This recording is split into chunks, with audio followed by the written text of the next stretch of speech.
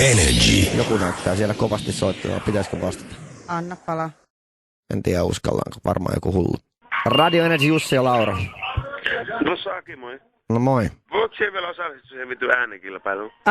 Joo, siis meillähän on, tulee tasalta toi Energyn aamun vitun ääni. Niin, eikö mä olisin katsoa, mä voisin tietää mikä se on, mutta mä haluaisin niinku osallistua. Joo, siis on. Se on nyt itse asiassa käynnissä ja niin sun pitäisi arvata, että niin ketkä tässä panee vitun äänikilpailussa.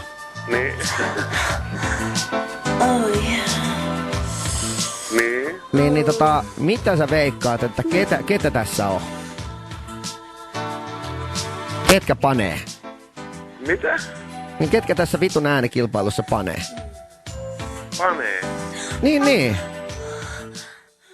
Onko sulla jotain heittää? No kun se oli äsken eri ääni, mitä sä soitit tuossa radiossa. Ei. Kyllä niin kuin vitu äänikilpailussa on aina ollut toi ääni.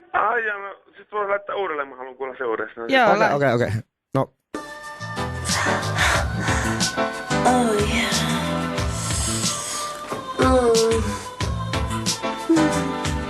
No niin, vitun äänikilpailussa osaatko heittää, että ketkä tossa tosiaan panee? No ei, kun mä olisin katsonut sitä, mitä sä laitat tuossa aiemmin, mä sitä niin kuin oli. No mutta mikä sun vastaus on tähän? No vaikka Jenna Jameson. Joo, katsotaan siis, voihan se olla. Voi tietysti olla, Mitä teet? Tuosta nimittäin lähtee 2 miljoonaa euroa, jos niin menee oikein. Mitä tekisit 2 miljoonalla? No, mä varmaan ostasin auton. Okei, kuunnellaan menikö toi oikein. Väärin. Ai. Se valitettavasti oli väärä vastaus. Mut hei, osallistu ihmeessä mysteeriäänikilpailuun, joka tulee aina tuossa tasan aikoihin. Itse sitä mysteeriääntä mä olinkin niinku hakenut. No niin, tietysti. Joo, meillä on vitu ääni aina tuossa puolen aikoihin.